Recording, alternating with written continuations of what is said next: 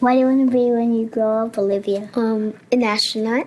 I want to be a fashion designer. A basketball player. I want to be an actor. A doctor. A teacher. A chef. An artist. What do you want to be when you grow up? A mermaid. Do you know what a computer programmer is? Yeah, no. No.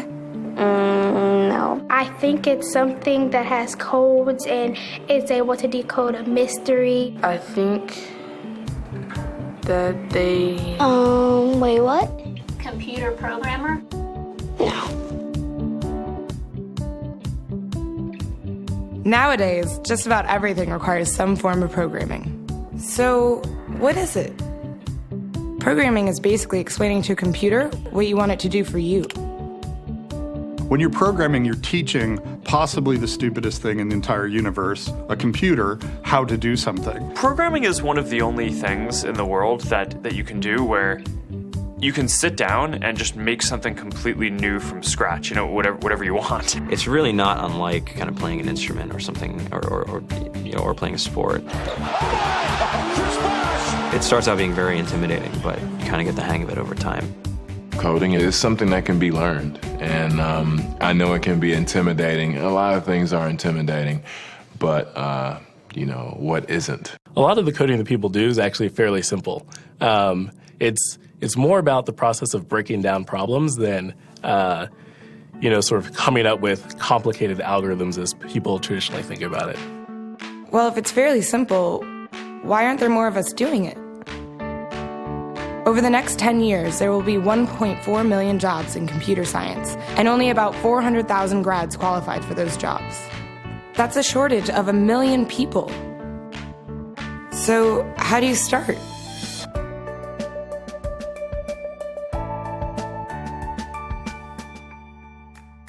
I was obsessed with maps when I was a kid, and cities specifically. So I taught myself how to program. I had a very clear goal of what I wanted to do, which is to see a map of the city on my screen and play with it. Put things on the map, move things around the map. See what was happening in the city, how it worked, how it lived, how it breathed. The best early thing was actually using software to decide when the classes in my school would meet, and that put me in a position to decide which girls were in my class. The first program I wrote asked things like, what's your favorite color? Or how old are you? I first learned how to make a green circle and a red square appear on the screen. The first time I actually had something come up and say, hello world, and I made a computer do that. It was just astonishing. When I finally learned a little bit of programming, that blank wall resolved into a bunch of doors, and you open them, and finally you start to open enough doors that the light comes in. And to me, a finished program is like a structure filled with light. All the corners are illuminated. You understand the structure of it. It's a really serene feeling to have completed that.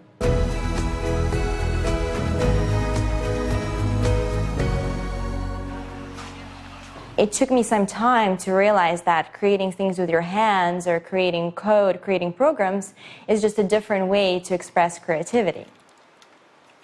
I think right now there's a big emergence of the culture of making.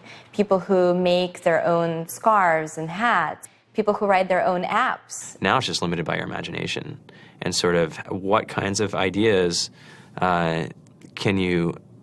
what kind of understanding can you build into the computer so that it can do these things that were previously impossible.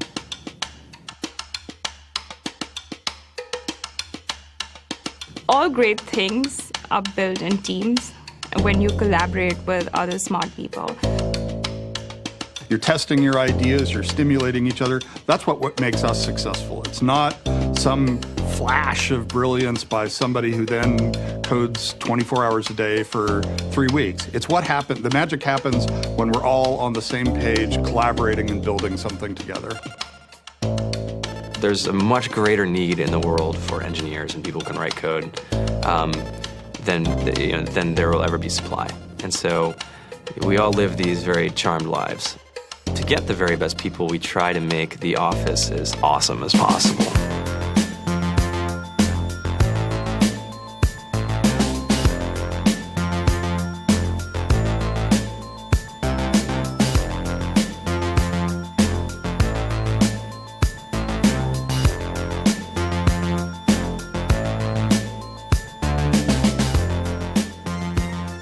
have a fantastic chef, Free food, breakfast, lunch, and dinner.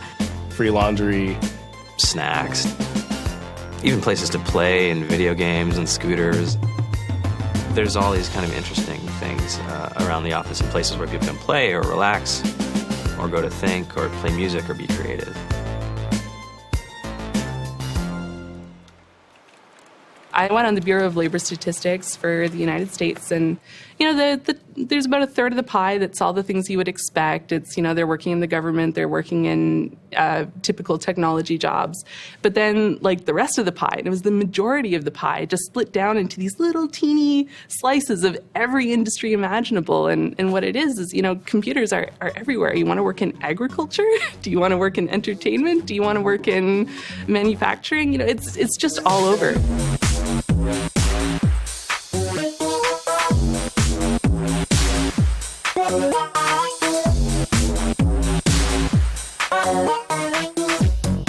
Here we are, 2013. We all depend on technology to communicate, to bank, information, and none of us know how to read and write code. So you guys, what else? Who else has an idea of what we can change with our programming? What else can we do? Tiffany? What I saw my students take away from using Scratch and programming in our classroom is that they were willing to push through problems. It really builds critical thinking, it builds problem solving, and it's something that they can then apply to math in the classroom or their reading skills. We integrated science with this programming, and I saw my scores go up 30%. When I was in school, I was in this after-school group called the Whiz Kids. And when people found out, they laughed at me and, all these things. And I'm like, man, I don't care. I think it's cool. And, I'm learning a lot. And some of my friends have jobs. It's important for these kids. It should be mandatory to be a citizen on this planet, to read and write code. I just think you have to start small, right? And I think that's one of the biggest misconceptions about computer science and programming overall is that you have to learn this big body of information before you can do anything. You don't have to be a genius to know how to code. You need to be determined. Addition, subtraction, that's about it. You should probably know your multiplication tables. You don't have to be a genius to code. Do you have to be a genius to read? Do you have to be a genius to do math? No? No? I think if someone had told me that software is really about humanity, that it's really about helping people by using computer technology, it would have changed my outlook a lot earlier. Whether you're trying to make a lot of money or whether you just want to change the world, computer programming is an incredibly empowering skill to learn. To be able to actually come up with an idea and then see it in your hands and then be able to press a button and have it be in millions of people's hands. I think we're the first generation in the world that's really ever had that kind of experience. The programmers of tomorrow are the wizards of the future. You're going to look like you have magic powers compared to everybody else. I think it's amazing. I think it's the closest thing we have to a superpower. Great coders are today's rock stars. That's it.